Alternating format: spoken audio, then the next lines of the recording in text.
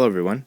Today we're going to talk about Dominant Species. Dominant Species is one of the most complicated games that has been translated onto iOS. Let's take a look and see how it works and see if it's worth playing and if it translates well to this new platform. The app features a local play mode against AI or pass and play, as well as the opportunity to play on a local network. In the game setup, you can change your name, and you can decide whether or not it will be a local network game or a strictly on one iPad game.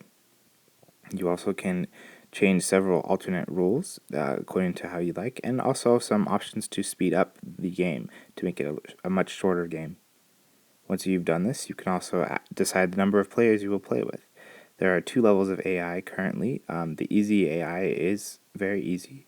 The medium AI does seem to present more of a challenge, certainly in this very complex game.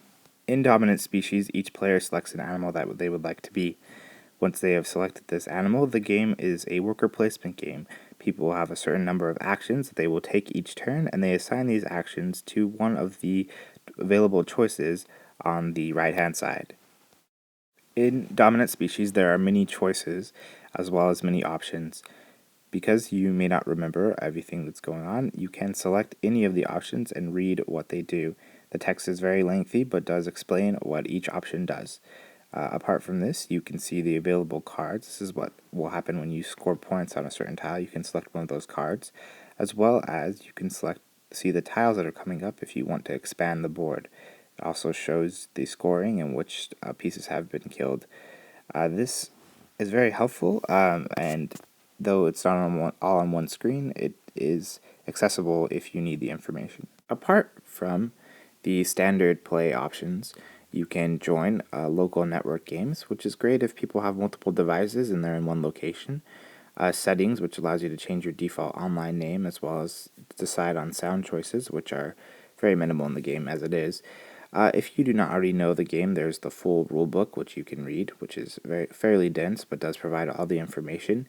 The other choice is a tutorial, which does help you get through the basic mechanics, but yet it does not teach you everything and is fairly short, and must be supplemented by more reading later on.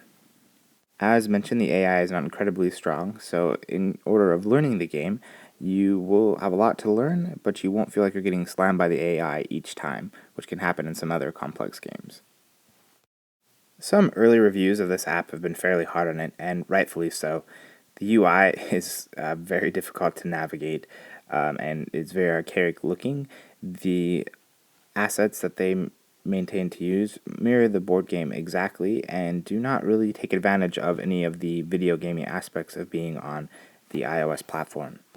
For new players, whether you are learning the game here or in a physical version, there's going to be a steep learning curve. There's a lot to learn in the game, a lot to do, a lot to understand. The app could have done better with a more lengthy tutorial, possibly better formatted help aids in the game, and just other slightly nicer touches to help people learn and grasp what is going on. For experienced players, this game could rank much higher than for new players. The game allows you to play the game much more quickly, and it also features local play with other people or against AI. Now, the AI is not very strong and may be easily beaten by experienced players, as well as the overall experience of the UI may even turn off some Dominant Species superfans. I applaud GMT for bringing this game to iOS. It really is a huge task, and they have made it more accessible to experienced players so they can play more often and in a quicker format. However, experiences with the UI, the AI, and other new player starting features have made this a middling experience for me overall. It was not a negative experience in any way. However, Dominant Species is far from the pinnacle of what iOS gaming can be, and seems to have missed some missed opportunities both in graphic design as well as user experience.